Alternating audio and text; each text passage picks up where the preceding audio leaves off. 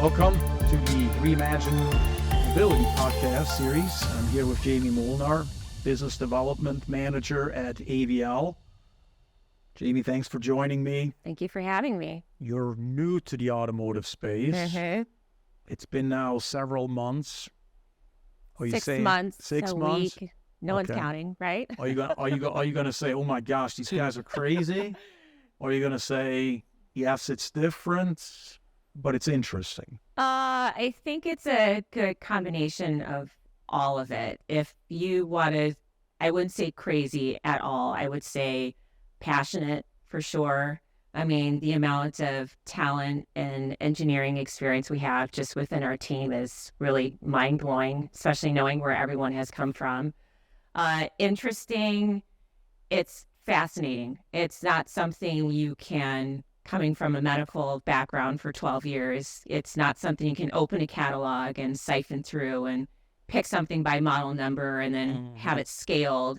I mean, we work in a very limitless industry, where we get projects and we collectively think, can we do this? It hasn't been done before, but we have the resources and let's see if we can. So it's completely different, but if you whittle it down, it's still sales at the end of the day. A lot of relationship building with the customers and, building that rapport and then going from there. So it has been a wild ride, but it's been a lot of fun. A lot of speed associated with it. Very different. Mm-hmm. If you compare to where you were before and where you are now, do the customers give you more time or less time? That's a good question. I think it really depends on what value I can bring to the customer. So if I can isolate within this industry with engineering or automotive or medical that there's a problem and we can provide a solution and I have that solution for that problem, that's going to give us a lot more runway to have a more intelligent discussion, right? So it becomes more of a consultative, how we can help each other out. Customer has a problem. Oh, that's great because we have a solution. We can help you X, Y, and Z and make your job easier at the end of the day. So there are a lot of parallels when it comes to the transactional side of the business within automotive and then coming from my past in medical and even higher education. But the content of the business is very different. Yeah. The expectations or the assumptions that you had when you came into automotive. Now, let's not talk AVL. Let's just talk the industry as a whole. Give me one example that totally surprised you, how different it was from what you expected. And give me one example of this is pretty much what I expected. This is how it turned out. Yeah, that's a good question. I think, I don't think anything has really turned out as I expected because it's so nuanced and different. And it's like this living organism beast that's constantly evolving and changing, and you have to pay attention to it and foster its growth. But your original question, I remember I have a mutual friend that works here, and I had just had an amazing year in my medical career. And I thought, what, I'm not feeling challenged enough. I want to do something creative and work, in a disruptive type industry that keeps me on my toes. And I had heard my mutual friend say oh, we're doing all these projects. And immediately, without thinking about it, I said, do you have a sales team or is it all engineers? And then that's how that conversation started, and then started to talk with you. And I mean, it can be overwhelming at times, I'm not going to lie, but the reason why I changed industries was because I wanted a challenge. I wanted something that was new and different every day, every minute of every day, and this is definitely the industry to do it. My 8-year-old thinks that riding in a level 4 autonomous vehicle is the coolest thing out there, which is great. And even my husband, who works in medical, and we had worked together, I'll tell him of projects, and he's like, you have no idea that you work in such a fascinating industry, right? In medical, your technology is very forefront, security, cybersecurity. you're saving patients' lives. I mean, you would think that that's also very fascinating, interesting, but what we do on the automotive side, and especially with AVL, it's even more so. Like kicked it up like tenths of a notch. So okay.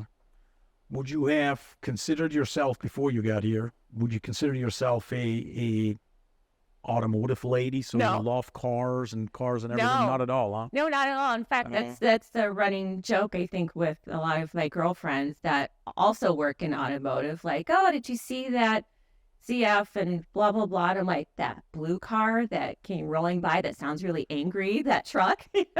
So I have my knowledge base within automotive has grown extensively, which is really incredible. And I love hearing some of the side stories on why things are called this way, or do you know why there's so many numbers of this production, without revealing too much. I love that at the end of the day, it's just a bunch of passionate, really interesting people, kind of putting their own creative spin on things. But no, my mom's in engineering and all of my friends, most of my friends are, and I would say, oh, that cute sporty car, I would look at it or something.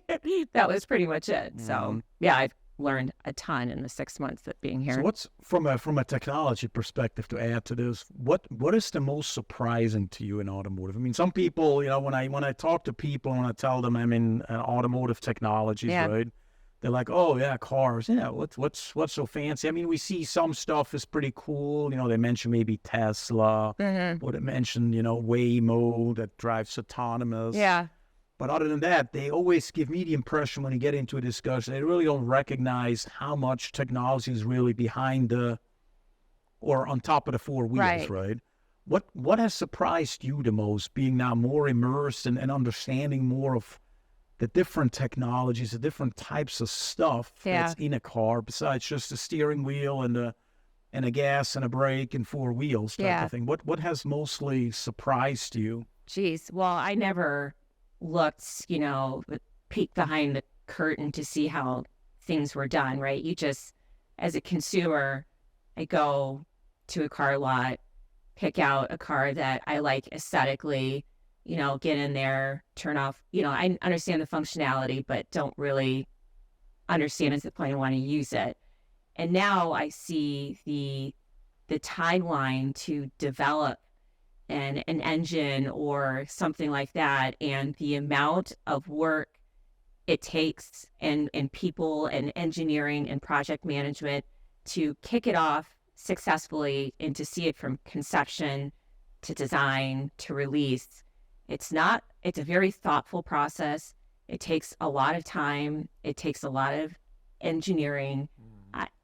You don't think of that as a consumer. I just think, I like this car, I like how quiet it is. But then when you think of all the back channels of everything that's done to get it to where it is, and that's just one piece of this giant puzzle, right? So I guess it's allowed me a lot more insight and be more conscious of what I'm driving and all of the hands and the technology and the engineering and the design that went into designing this one piece of this giant vehicle.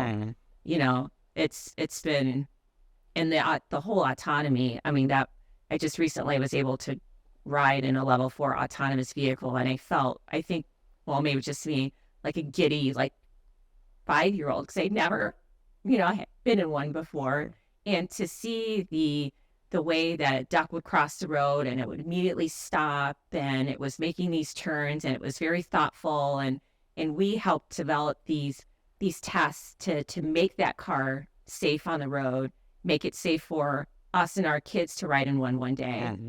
So it's a very turnkey cycle, which I like because it impacts us and our family at the end of the day, but then it's also making an impact in the engineering and automotive world, which is awesome. Sure. Yeah. So 2 years ago, how did you pick a car? What were the top 2 attributes that you picked a new car for? Well, luckily for me, working in medical, I always had a car supplied for me. So it was... Okay, well, if you were to go and get... Right, but just recently, before starting with this, I wanted a large enough car to fit all of the kids and car seats and all of that. So size was important? Size was important. Safety was paramount. I would always ask in medical, if I was taking my kids to their wellness checkup and they're telling me a couple of different options to take care of something, I would say, what would you do if it was your kid? What would you prescribe? And I kind of think of that when I go as a consumer shopping for a car too. Like, I like the look and the aesthetics of this, but from a safety standpoint, would you feel comfortable recommending this to your teenage daughter? So that to me tells a lot of the buying process. If it's safe enough for you and your family, it's safe enough for me. I don't need a lot of my car. It has a lot of bells and whistles, and I don't use them, sadly, but I know it's still not today. Yeah, I know. So that hasn't changed since, I guess my question ultimately is, right, 2 years ago you looked at size and safety. With now what you know, or you're suddenly like, yeah, that's still important, but now I want adaptive cruise. I want it to be a hybrid or an EV. I want it to have this engine in it. I want it to have this size of infotainment screen. I want to be connected via connected service. That's a good point. I mean, that kind of narrows it down a little bit. I am a lot more conscious of the ADAS functionality, whereas I know how annoying it can be, but writing, I live in a town, a small congested town and called Dexter, and when everyone's going to school, it is car to car to car, and sometimes I'm talking to the kids in the back seat and I don't realize that the car is still moving forward, and then I get an automatic alert and it kind of stops to help avoid an accident. And I think, how many times have I been opening snacks and putting it behind my, to get to the kids in the car. If I didn't have that functionality there, what could have or would have happened, especially like the seatbelt function. I can tell when my kids unbuckle their seat before we come to a full stop. And that's been a very, it's been a teachable moment for them. So I think, if anything, it's been more the safety features. And I think eventually, some of the EV space I would love, just from a environmental standpoint. My daughter is constantly thinking of putting Band-Aids on the earth, and we don't litter because that's a boo-boo for the earth. And so I try to weave in the car story with that, with reducing fuels and things like that. So it is paramount. It's something that they're teaching our kids at a very young age. I mean, she's 5, so it's definitely a key highlight for me. What would you say your space where you're working on dealing with customers in the automotive space, recognizing that we're really very much in a hybrid mode right now, right? During COVID, we all work from home. Yeah.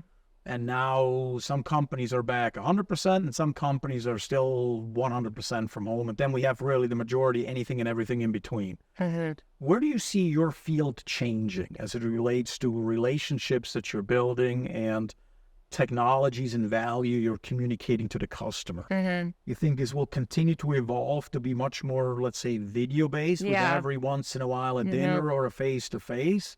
Will it go back again to what it was before, which was the majority was face-to-face? Where do you see that's going? Yeah, it's a good point. I mean, and it's very much in parallel to how medical is now, especially because of COVID and going to hospitals and spreading of that. So everything was like a stopgap and everything turned to video.